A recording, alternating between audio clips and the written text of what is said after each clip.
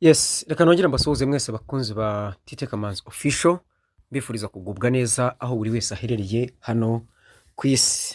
Turabifuriza ibyiza byose bishoboka. Turacyagaruka ku makuru ya Pi Network, ntabwo ibyacu bitinda. Iminota mike kandi hakubiyemo byinshi. Icya mbere rero tujye kubaganiriza cyangwa se tujye kubabwira ni amakuru mashya yasohotse yagaragaye kuri X, ubwo ni X account cyangwa se icyahoze ari Twitter ya Dr. Nicola ya Pi Network.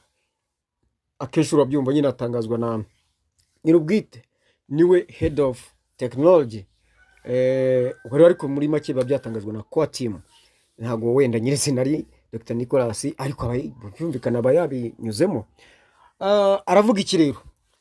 Dr. Nicolas aravuga ati stay safe, nimutekane. Stay safe pioneers, mutekane ba pioneer. Please always rely on information provided by Pi Network's official channels. Nyamuna buri gihe mwibande ku makuru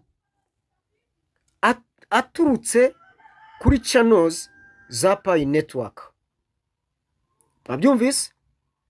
Refer to mindpi.com/safety kugira ngo urwo rubuga muba ari rwo munyuraho. mindpi.com/safety for a complete list of official Pi Networks information sources online and official URL links to Pi apps and products. Yaba ari amakuru ndetse n'ibicuruzwa byo muri Pi Network, unyuze kuri uru rubuga mbabwiye nibwo ushobora kubona liste y'imbuga z'ukuri za Pi Network nkuko nazibabwiye. Iki ngiki mperutse kukibabwira, namwe mundebere ibi bintu murabona yuko aba abigarutseho. Iyo abigarutseho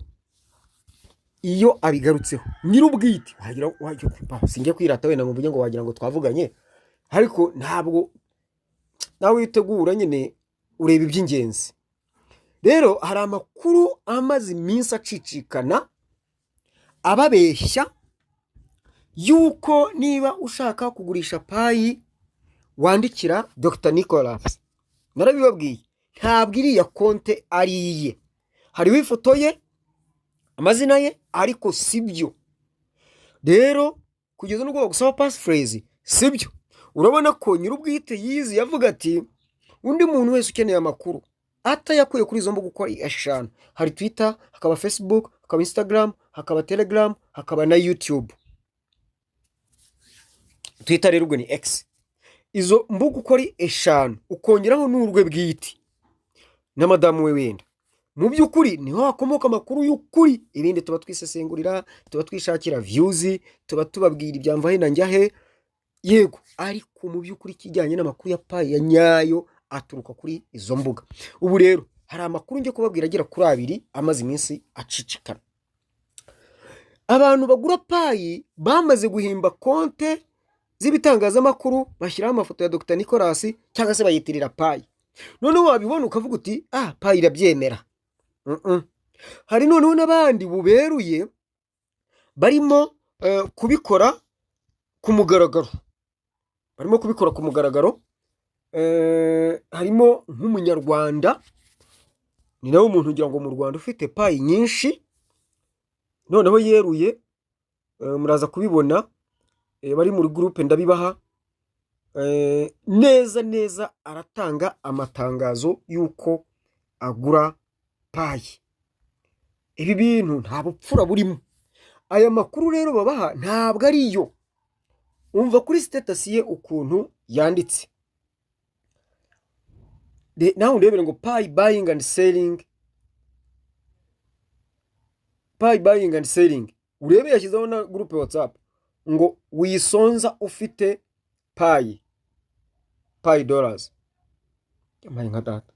Ziko na groupe iriho we. Ndumiwe ariko koko. Ndaje ndajyayo njya kureba ibyo ari byo. Urabyumva?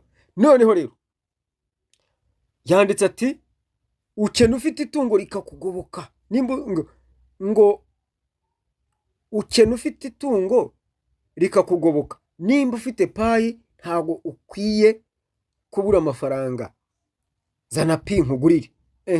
Iyo ni chat imwe, posti imwe. Arongera ati wibunze imitima wagize ikibazo cy'amafaranga kandi ufite pi mpaho nguhe amafaranga wikenure. Arongera ati nimba ukeneye serivisi nyandikira dukora akazi. Ubundi aravuga ati ubundi mu karere ka Gatsibo, yateye Gatsibo, ushaka ubufasha cyangwa se ubundi bumenyi kuri Pi Network, nago ushaka ubundi bufasha cyangwa ubumenyi kuri Pi Network nagufasha nta kibazo. Murakoze cyane, mugire ibihe byiza. Agaragaza na chat iriho amafaranga yishyuriraho nyine n'iki abo yishyuye. Cyo ngaho rero ibi bintu birakaze. Murumva rero ko ntabwo abantu bakina.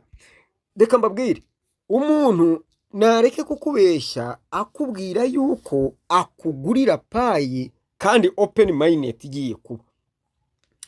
Wowe ugiye wowe ufite payi kuri wallet zawe, udahinganye inzara ntayishira, kandi kwihangana bituma bitera kunesha. Dore dusigaje iminsi 17 18 nkaho none bagiye kugushuka payi zawe bazijyanira ubuntu ubusabusa, kandi bizaviremo konte yawe gufungwa kuko birabujijwe. Ubwo rero umunsi bazababyukana ntimuzagire ngo ntabwo mwaburiwe, ntimuzagire ngo ntimwaburiwe, dore muraburiwe hakiri kare. Ibyo mbabwira ni ukuri. Bityo rero wowe niba wumva ushonje ariko ukagerekaho no kumva ugomba kujugunya nta kibazo, ariko rero wowe payi zawe zageze kuri wallet, ihangane, itariki 31 si kera. Kandi andi makuru twamaze kubona nuko abakoze KYC barenga miliyoni 15 payi zabo zikimuka zikajya kuri migrated muri blockchain. Abo ngabo barahagije gukora icyo bita pre-mainnet. Barayitangaje ariko bavuga ko condition zigenderwaho kandi zaruzuye, sibyo, zaruzuye pe. Bityo rero ihangane, 31 si kera, tukabona impinduka, tukabona ibitangaza birimo barakoreka. Dore igitangaza cya mbere rero nabonye cyabaye naka gakuru nako nkabakubita. Abantu mbere na mbere bari bamaze igihe muri tentative, batangiye kuyivamo pe, zatangiye kuvamo, payi zabo zirimo kwimuka. Hanyuma ariko igitangaza cya mbere, igitangaza ni umuntu nakoreye KYC tukayipfundikira neza ejo bundi kuwa kabiri ntari tariki zingahera, muzi byabaye yari tariki 8 ngira ngo. Uyu munsi yabyutsa ambwira ati payi zanjye barazimuye. Ndabwira nti masikure n'ishuti, ndabarahiye. Arayima maze kuyimandora, nibyo pe. Reba nawe noneho urumva, noneho niba payi zimukira iminsi 4 nta kumara ya minsi 14. Ubwo rero uyirengeje nkange maze muri tentative amezi 3 ararengaho. Ariko nge nasabye no kuba umuvalidata, nkora ikizami ndagitsinda, ntibabimpa, ndategereza ndaheba, banjira muri tentative. Ariko nta kibazo ngewe mfite, isaha ujya kubona ukabona birabaye. Urumva rero byabaye ku muntu umaze iminsi 4, kuwa 2, kuwa 3, kuwa 4, uyu munsi ni kuwa 5, ni 3 yari amaze ubwo ngubwo. Mbega harabyutse asanga payi bazimuye. Ati ubu ngubu ndumva mbaye umuntu mushya. Yego niko yambwiye, ndamukunze cyane. Ariko telefone yari yanze payi turakora biranga neza. Kubwa burembe baduha kwemeza muri 6 passphrase tuzishyizemo, tubona baramuvivuriye. None ku munsi ugira 4 payi bazemeje, migration bazemeje. Niki ni igitangaza, n'ubwa mbere bibaye, n'ubwa mbere tubimenye. Dore ndabibabwiye, nawe wihangane, payi zawe ziraza kwimuka, nizimara kwimuka maze ubwubwe neza. Ndasaba abantu bashaka gukomeza kubana natwe gukora kuri subscribe, byaba ngombwa bagakanda n'akazogera kugira ngo bajye babona imenyesha yuko ikiganiro cyahageze. Kandi turabaha amakuru umufiririzo ushaka kuvuga update kose tubonye turakabaha, update tubonye tuyibakubite, update tubonye tuyibakubite, ubundi ibintu bibi buryo.